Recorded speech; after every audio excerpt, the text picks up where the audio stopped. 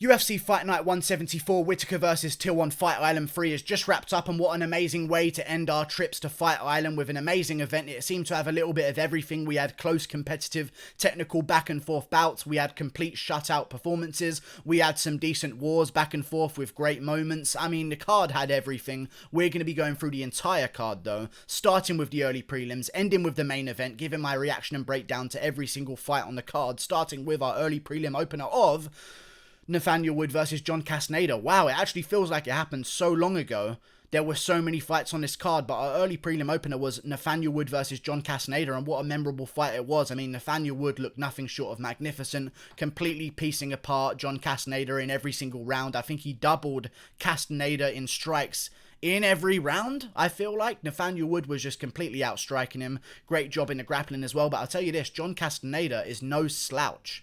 He really isn't. He's a good fighter, and he was 17-4 for a reason. Came in against Nathaniel Wood on short notice, landed some good shots against Nathaniel Wood, had him in some trouble here and there where Nathaniel Wood had to readjust and go back to his game plan. I mean, John Castaneda made this a close fight, and it could have been a complete dominant shutout performance. I thought Nathaniel Wood was going to go out there and submit John Castaneda in the first round or second round, or maybe TKO him.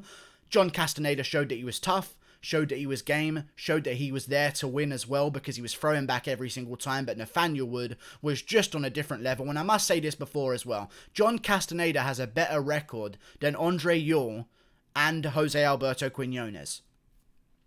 So him taking this fight on short notice was still one of the more difficult fights and more touted and accomplished opponents of Nathaniel Wood's career, I'll be honest with you. This was a great performance. I know it was on short notice, but John Castaneda, in my opinion, showed me that he belongs at least on the Contender Series, and I feel like that's going to be a theme that happens a lot of times with a lot of these short notice fill-in replacements on these cards. I feel like what we should do, instead of just giving every single person that fights for the UFC a UFC contract, we've got the Contender Series coming up soon. How about we just put John Castaneda versus one other guy at bantamweight on the Contender Series, give him a chance to fight his way back into the UFC, and now everyone knows his name anyway, so people are going to tune into the Contender Series. I think is a great idea, but Nathaniel Wood was just way too much for Castaneda. Dominated him every single round, outstruck him every single round. Great performance from Nathaniel Wood. He gets it done. I feel like he should move on to take on the winner of Casey Kenny versus Heli Alateng, which is coming up soon. If Casey Kenny wins, that would make all the sense in the world. Casey Kenny versus Nathaniel Wood. The winner of that one can then get another jump inside the rankings. I feel like that's the best case scenario. And Nathaniel Wood bounces back after his loss to John Dodson. Great performance from Nathaniel Wood. He gets it done. Completely outstrikes John Castaneda every single round. Ramazan Emeev versus Nicolas Stolze. I thought this was actually a pretty close fight, but Ramazan Emeev was just getting the better of the grappling exchanges. Just doing a little bit better. This reminded me a lot of Brett Johns versus Montel Jackson. When they were separated, Nicolas Stolze was having some good moments, as was Montel Jackson. And when they were in the grappling as well, Nicolas Stolze was defending well. But you just got to shake a guy off of you. Defending takedowns, but still being in the same position of having a takedown committed against you is not enough sometimes. You've got to escape that position of grappling if the guy's just going for takedowns every second. Fair enough, Ramazan Emeev was not completing every single takedown, and he wasn't exactly dominating Nicolas Stolze, but you've still got to escape that position. Just stopping the takedown is not enough nowadays, because people are going to stay on you, they're going to hold on to you, especially like guys like Ramazan Emeev who know they can do that kind of stuff to you. Nicolas Stolze was just a little bit not explosive enough to shake Emeev off in certain situations, but Stolze showed that he had a great game. Wasn't completely dominant for Emeev, even though I thought he won the fight. I predicted him to win the fight as well by dominant decision. Emeev gets it done. Great performance.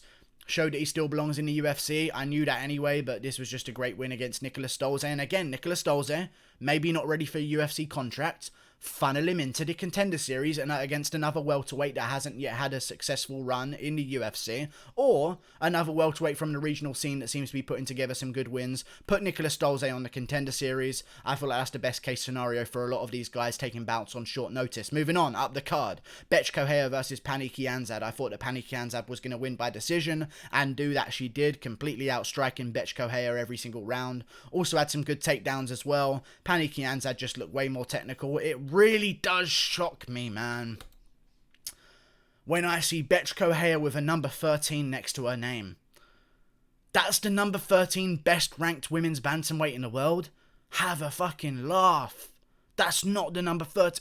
It's a disgrace sometimes, honestly. Like, she had no technique. She was winging absolutely stupid shots with no idea of defense or any sort of intention to land, but she was doing okay. I'll give her that. It wasn't a terrible performance, but I will say this. I mean, it's just a little bit embarrassing sometimes. When you see these numbers next to these girls' names and they fight like that, that's your job. Your job is to be good at fighting. You've devoted your life to fighting, Betch Kohea, and that's what you can do. It's just an embarrassment to the sport. But Pani Khamzat got the job done, and I predicted her to get the job done, so I'm very glad. 14-5, again, not the best record in the world. But, you know, women's MMA, good job from Khamzat. She got it done. Great decision win. Betch Kohea, of course, did the thing that she always does, which is act like she's won a fight that she's clearly lost. But she had a nice ass. Good job, Betch Kohea, but Pani Khamzat gets the job done. Great performance. Let's see her move up into those rankings and take on someone in that 10 to 15 range. Moving on, Tanabosa versus Rafael Pessoa. Oh my god. This fight had some great ones on there. This card had some great fights on there. Jesus Christ. It was such a long card that I've almost forgotten the entire start of the prelims. Tanabosa went out there and completely demolished Rafael Pessoa in the second round by TKO. The first round was a little bit of just leg kicking. I thought it was a great strategy from Tanabosa. Clearly, he knew that Rafael Pessoa was a dangerous guy in that first round, which he is. He's a huge heavyweight, even if he isn't the most aesthetically pleasing heavyweight in the world. Rafael Pessoa is still a huge guy with big power and great grappling. Tanabosa did a good job being the faster guy, getting in and out, throwing a couple leg kicks, slowing down Rafael Pessoa, and then eventually Boser landed with the front knuckles inside the eye.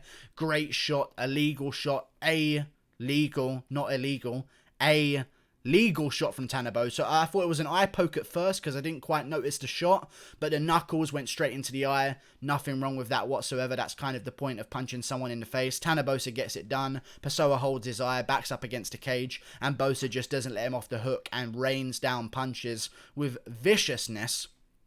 I like the new Tanabosa. I really do. The old Tanabosa, little bit morbidly obese, a little bit hesitant with his shots, little bit of a decisionator as well. The new Tanabosa, who's got abs, I'm a huge fan of. Small, faster heavyweight with KO power. Sign me up for more of Tanabosa. I feel like that Maurice Green fight needs to happen now. It should happen on the main card of a fight night. No more prelims for Tanabosa. That's what that performance has earned him, in my opinion. No more prelims for Tanabosa. Give him the fight versus Maurice Green on the main card of a fight night, and I will watch that every single day. Make it open up the fight night main card, because that will open it up with a little bit of thunder, because I feel like Tanabosa would beat Maurice Green. Stay active, Tanabosa. Great job. Tanabosa's doing all the right things at heavyweight, and he's still 28 years of age. So I'm incredibly happy about that. It really hurts me to sometimes find these new guys that are making a bit of a stride in the UFC, and it turns out they're like 34 years of age at heavyweight. It really does upset me. But Tanabosa's still young. We've got time.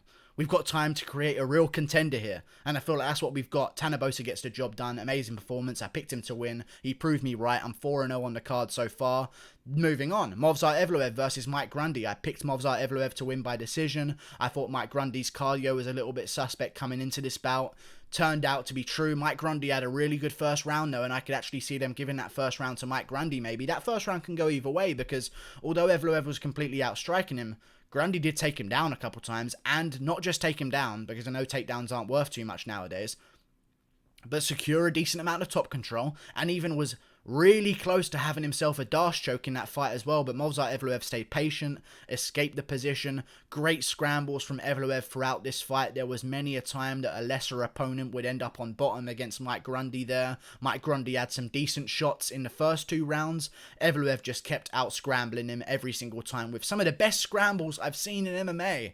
It was ridiculous. The amount, the scrambles Chimaev was pulling off, I think that's what really affected Grundy more. It wasn't that he tired out and gassed himself out. It was just a little bit of a motivation loss.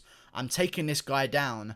I'm doing what I'm supposed to do against this guy, and it's not working. I feel like that's what mainly happened to Mike Grundy, because you could see it on him. I don't think he was as much gassed out, although he was a little bit more tired because Chimaev was tagging him up. I think it was more of a... It was more of an emotional thing. He had his big moments where he should have won the fight. He was doing everything he was supposed to be doing, but Evloev was just too good for him. And sometimes that can break a guy, and you saw that against Grundy. Just completely scored him in those last 2 rounds. Evloev gets the job done, making me look really clever. Thank you, Khamzat Evloev. I feel like he should definitely take on a guy up above in the rankings now. There's plenty of guys to choose from at featherweight. I'm sure he'll have no hard time finding an opponent. I mean, even Grant Dawson versus Khamzat Evloev would be good. Grant Dawson, decent on the feet, great takedowns. Could he match the scrambling of Evloev? That's a decent matchup to make. Grant Dawson versus Khamzat Evloev would be a great match. And for Mike Grundy, maybe I don't even know what to do with Mike Grundy. A featherweight coming off a loss. But good performance from both guys. Evloev just had more in the tank, more volume, more grit and determination.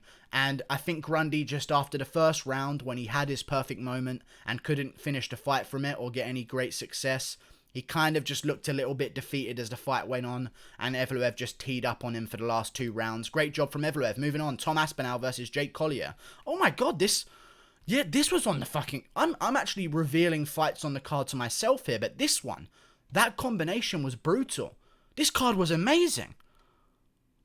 My memory blanks out after the Dalby one, because I think I actually wiped my memory after watching that Dalby fight, and we'll get to that after this one. But Tom Aspinall versus Jake Collier. First of all, Jake Collier was an embarrassment of a shape. An embarrassment of a shape, in my opinion. I don't even know if Jake Collier was a shape. I think he would just be the shape of whatever container you put him in, to steal an old Patrice O'Neal joke. May he rest in peace. But Tom Aspinall gets the job done. Brutal finish in the first round. I predicted a first round TKO finish from Tom Aspinall. He got it done, making me again look really, really clever. I mean, I'm undefeated so far on this card on my predictions. Tom Aspinall, what a brutal combo. What a brutal combo. Knee up the middle, straight into a 1-2. It wasn't like he threw a knee in and hesitated and threw a laboured 1-2 like any other heavyweight would. It was a knee to a bap bap. It was so good. A heavyweight, we rarely see crisp boxing combos like this. We see big looping shots. Even Ngannou doesn't have great 1-2s. You know, Ngannou throws wild haymakers, but Tom Aspinall, I feel like, is the real crisp technical striker that we've been waiting for. He's 8-2, but one of his losses was to a disqualification because he was whooping a guy's ass so bad he accidentally threw a 12-6 elbow.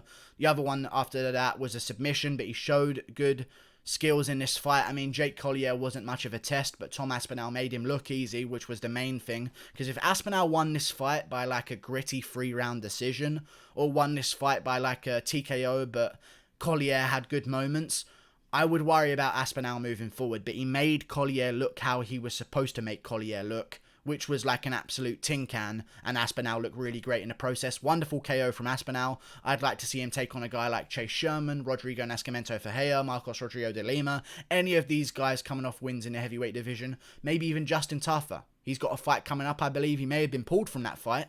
We'll see what happens there. UK versus Australia. It happened in the main event of this card. Maybe we can make that one again. Tom Aspinall versus Chase Sherman, Justin Taffer, any of the names. Let's just bring this guy up slowly because he's a young heavyweight. We've got time to make things happen. And let's just build a real resume for him before we throw him to Arlovski, because Arlovski can be tricky for certain guys. Don't throw him to Arlovski, please. Let's let him have one more. Then we'll throw him to the Arlovskis of the world. Maybe even Todd Duffy versus Tom Aspinall would be a great idea. Moving on up the card. Nicholas Dalby versus Jesse Ronson. The first fight I got wrong on the card. This was, in my opinion, the most guaranteed correct fight on the card. If you had asked me which prediction are you most confident in, I would have told you, old Dalby 100% beats Jesse Ronson. And to be honest, it was looking like that was going to be the case. But Nicholas Dalby, I said this in the middle of the fight. I was doing a fight companion. His boxing... he was asking to be KO'd. I said this in the middle of the fight. He's going to get KO'd by a counter strike down the middle in the boxing. His kicks were good. His side kick was looking good. Dalby was looking amazing. But he was just being so dumb in the boxing department of the fight. He was overthrowing shots. He was not carrying his legs with him. He was almost bouncing off of the ground just to try and reach Jesse Ronson. I think he got overconfident looking for the finish, and he paid the ultimate price. Got dinked on the chin by Jesse Ronson. Got the job done. Good job, Jesse Ronson. But we know what this fight was. That wasn't me fighting, by the way. That was my chair. It makes that noise. I don't fart. And I would have admitted it if I farted because I enjoy my own farts. But Nicholas Dalby versus Jesse Ronson. Good fight while it lasted. Decent scrap. It was just Dalby's mistake, I feel like. Jesse Ronson shouldn't have won that one. He was outclassed. We saw that. He's not the better fighter. If they fight again 10 times, I picked Dalby again, but he just got too overconfident, trying to get a big finish and a statement performance against a guy like Jesse Ronson, which was what he was supposed to be doing, and just acted like Ronson had nothing for him, which is never a good idea, and his boxing defense. My God. If I wanted to get KO'd in MMA, I would follow that same game plan. He was doing great, but then he just chose to swing wild in the boxing, dart forward he's like he was Nicholas Dalby, and then at some point in at the end of the halfway point of the first round, at the halfway point of the first round, he just became Derek Brunson. Out of nowhere. He became 2015 Derek Brunson. It was a crazy transformation, but Dalby lost the fight. Good job, Jesse Ronson. Called out Luis Pena.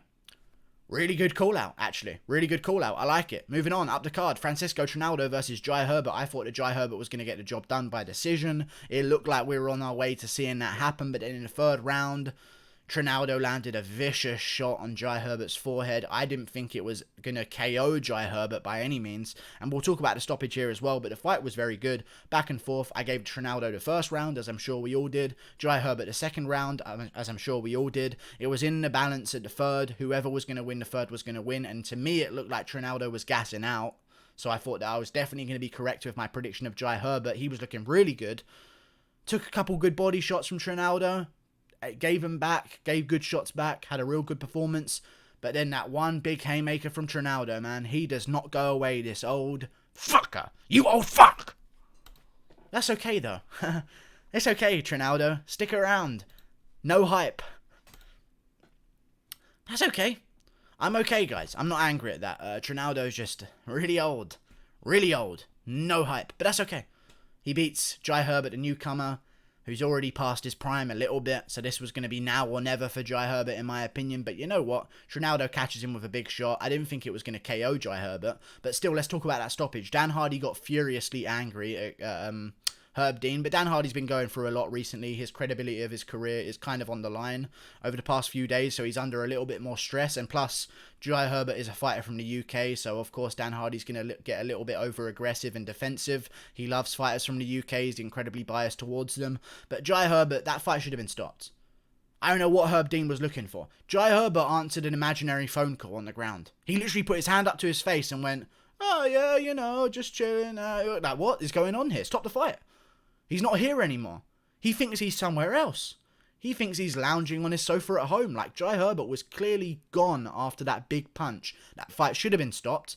It wasn't a terrible stoppage. That I'll have that be said. But I will say this: if Herb Dean didn't step in, one punch. If Herb Dean didn't, let me try and phrase this in the right way.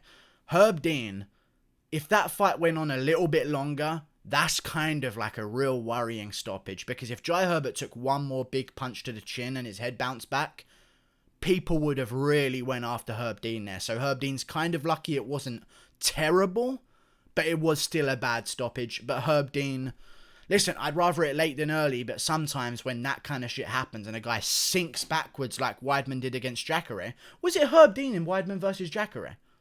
It might have been Herb Dean in Weidman versus Jacare, I'm not even sure, but it was the same kind of thing. If a guy falls like that and there's a delayed fall and he just sort of topples backwards, the fight is over.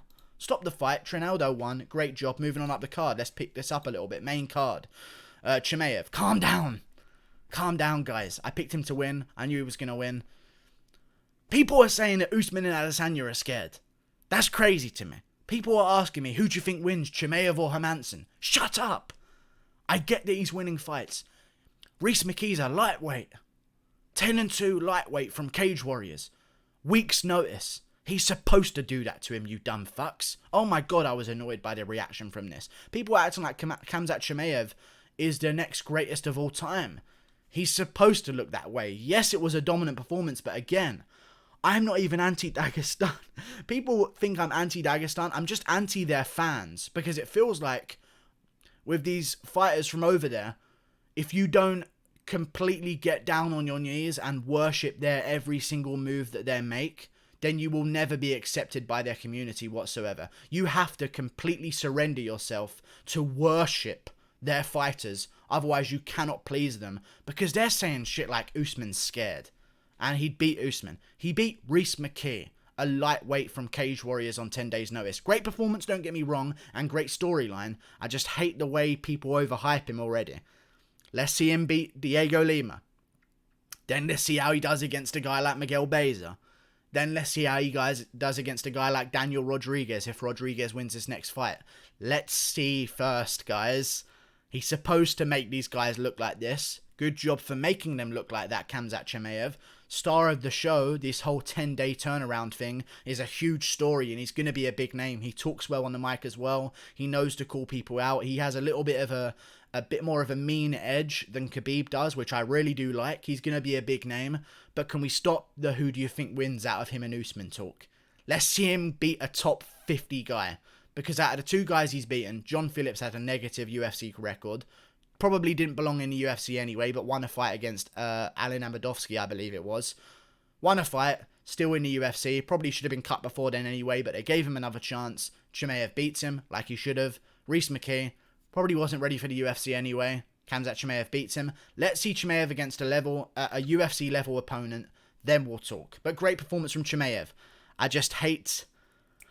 hate how quickly, I just hate the energy from it. Like, calm down, you know? Really, guys. Don't be talking about him versus Usman yet. I understand it might be competitive at this point, but let's see him fight a guy who's had a win in the UFC and has a decent record in the UFC. How about that first? Chimaev had a great performance though. Alex Oliveira versus Peter Sobotta up the card.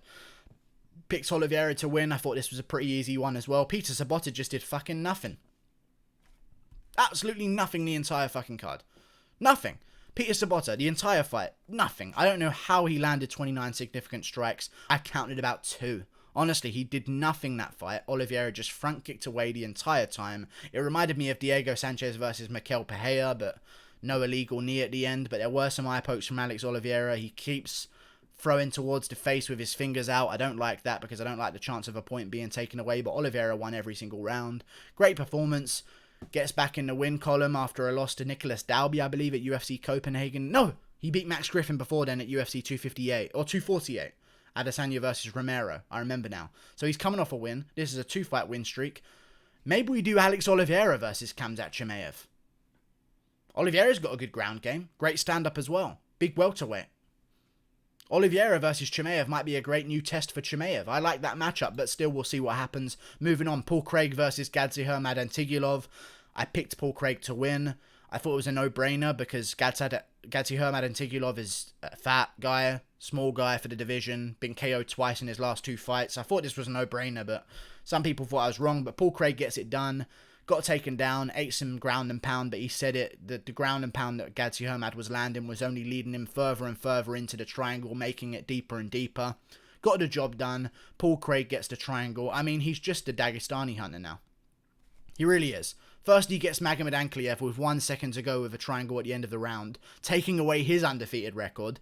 Then he beats Gadzhi Hermadantigulov by submission in the first round with a triangle, but he can't get past Shogun. It's crazy the way the sport works, but Paul Craig gets it done. Great submission in the first round. I didn't predict him to win by that much of an early finish, but I said he would get the finish. Paul Craig gets it done. Great performance. Moving on up the rankings. I feel like they should rebook him versus Ryan Spann. Ryan Spann doesn't have an opponent at light heavyweight right now. He's ranked. Let's make Ryan Spann versus Paul Craig. Moving on up the division. Carla Esparza versus Marina Rodriguez.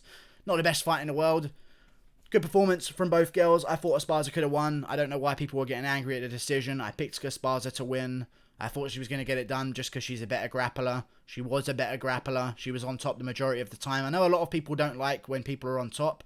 Does mean something, you know. And I know a lot of people are saying, oh, but the damage off bottom. What damage off bottom? People are acting like she was slicing up the face, like Tony Ferguson style off bottom. Calm the fuck down, guys. Like this, it's weird recently, man. But I'm gonna try and get through this fucking recap. But Marina Rodriguez was not in any way slicing the face up of Carla Esparza off bottom, and Carla Esparza was keeping busy, landing some decent shots. doing okay. I thought Carla Esparza won the fight 2-1. I could be convinced otherwise. Split decision. I don't really mind it. Esparza wins the fight. Good job. Moving on up the card. Fabricio Werdum versus Alexander Gustafsson. I made a full recap of this fight on my channel if you want to go check that out, but I'll give a brief analysis if you don't. Gustafsson, in bad situations in grappling, gives up. We saw it against Anthony Smith. We saw it in a Jones rematch. If you can keep Gustafsson on the ground for longer than 2 minutes, or not longer than 2 minutes, sorry, for longer than 20 seconds, he will kind of get a little bit slouchy, a little bit sloppy, let you have your moments, and that's exactly what Fabricio Werdum did. Credit to Fabricio Werdum, by the way. My original reaction was a little bit against him, but credit to him. He got a submission against Alexander Gustafsson in the first round. Great performance. It's just that I thought Gustafsson kind of gave it. You know, he was just not urgent enough in certain situations. He gets a little bit lackadaisical in dangerous situations, which just can't do. Little bit switched off. Ended up giving Werdum a great position on him. Got to the armbar, tapped immediately to the armbar, which is never a fucking great sign in terms of... It just tells me that Gustafsson is not willing to let someone yank on his arm for a bit.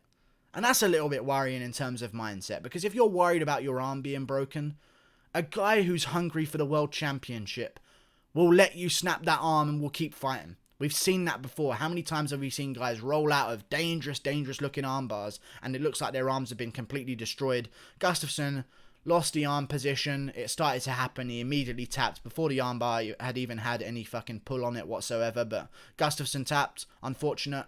Werdum retires out of the UFC. I would have loved Gustafsson to stick around. If he wants to retire, he can. I think he should come back against Blagoy Ivanov or Walt Harris in October or November. Let's give him another chance at heavyweight. I don't want him to retire. Moving on, Shogun Rua versus Antonio Rodrigo Nogueira. Embarrassment to the sport. I like it, though. Veterans, you can't... I mean, it's Shogun versus Nogueira. Free. I mean, a trilogy that no one asked for whatsoever, don't get me wrong. But it was fun. I thought that they were going to get chinned immediately. So I'm actually kind of okay that it went to a decision. I thought the first person who got hit was going to get KO'd. I picked Shogun Rua to win. I picked Gus to win as well, by the way. So I got that one wrong.